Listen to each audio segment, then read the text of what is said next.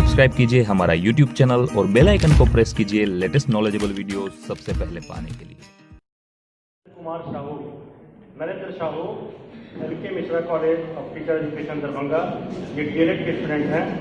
ये अपनी बात विपक्ष में रखेंगे। नरेंद्र साहू। नमस्कार।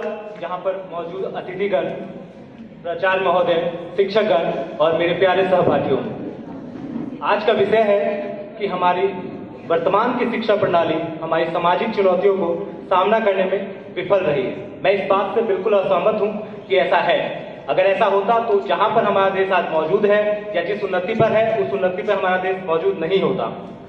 मैं सामाजिक चुनौतियों के बारे में यहाँ पर आपको बताना चाहूँगा। हमारी सामाजिक चुनौतियाँ बहुत सारी हैं, मगर इसमें मैंने कुछ सामाजिक चुनौतियों को चिन्हित किया है। गरीबी, धर्म भेद, जाति भेद और लिंग भेद। अब मैं अपनी वर्तमान शिक्षा प्रणाली के बारे में बताना चाहूँगा। मैं बताना चाहूँगा आप लोगों को कि हमारी वर्तमान शिक्षा प्रणाली में RTE 2009 यानी कि शिक्षा का अधिकार, राइट टू एजुकेशन के अंतर्गत हर 1 किलोमीटर पे एक प्राथमिक स्कूल, हर 3 किलोमीटर पे एक मध्य स्कूल, माध्यमिक स्कूल है जिसके अंतर्गत बच्चों को शिक्षा दी जाती है। हर 40 बच्चों पर एक शिक्षक है जो बच्चों को औपचारिक और अनौपचारिक शिक्षा देते हैं।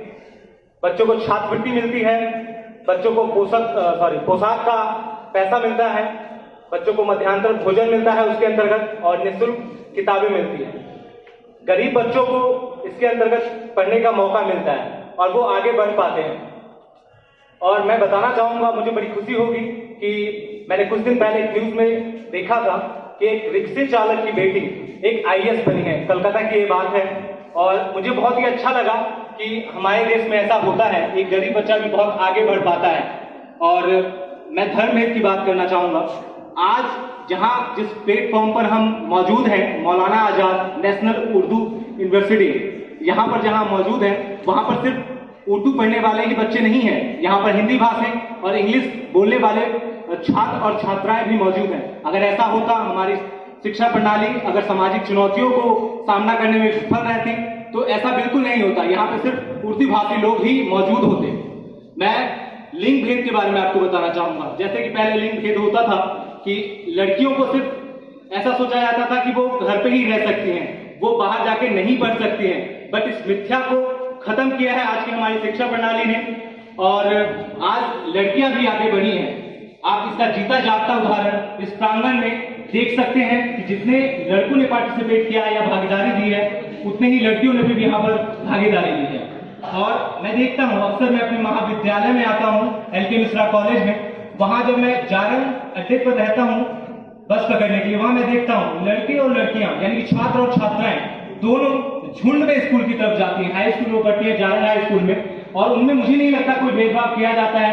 उन्हें साइकिल का पैसा भी दिया जाता है, छात्रवृत्ति दी जाती है, पोशाक के लिए पैसा दिया जाता है, जिससे वो आगे बढ़ती हैं और आगे बढ़ने में रुचिगत उनकी भागीदारी होती है। मैंने देखा है अपने कॉलेज में भी यानी कि महाविद्यालय में भी बहुत सारे धर्म के लोग हमारे कॉलेज में टीचर्स हैं, बच्चे हैं जो कि एक साथ पढ़ते हैं। उच्च जाति के भी बच्चे हैं और निम्न जाति के भी बच्चे हैं। बट ऐसा कोई भेदभाव आज की शिक्षा प्रणाली में ऐसा नहीं है कि पर्टिकुलर उच्च जात के बच्चे हैं तो उन्हें ज्यादा पढ़ाया जाएगा, निम्न जात के बच्चे उन्हें कम पढ़ाया जाएगा, उस धर्म के लोग हैं उन्हें कम पढ़ाया जाएगा, इस धर्म के लोग हैं उन्हें ज्यादा पढ़ाया जाएगा। ये हमारी शिक्षा प्रणाली की सफलता ही है कि यहाँ पर सब एक जैसा व्यवहार होता है, सबों के साथ एक जैसा व्यवहार होता है और मैं कहना चाहूंगा आदर सम्मान भी एक जैसा होता है। और हमारे शिक्षकों के द्वारा अनौपचारिक शिक्षा में ये बताया जाता है कि किसके साथ हमें क्या व्यवहार करना है। और मैं ये भी बताना चाहूंगा आप लोगों को कि पहले कि ऐसा देखा जाता था कि पहले किसी खास धर्म किसी खास वर्ग या वर्ण को ही पढ़ाया जाता है। बट आज ऐसा नहीं है। आज सभी धर्म के लोग, सभी वर्ग के लोग एक जगह जाके ही पढ़ते हैं। मैं इस निष्कर्ष पे इस बातों से आता हूं कि ना ही लिंग भेद अब रहा है, ना ही गरीबी मायने रखती है पढ़ने के लिए सामाजिक चुनौतियों में, और ना ही जातिवाद प्रमुख कारण है और ना ही धर्म का प्रमुख कारण है। और मैं अपनी इसी बातों से अपनी वाणी को विराम देता हूं। धन्यवाद।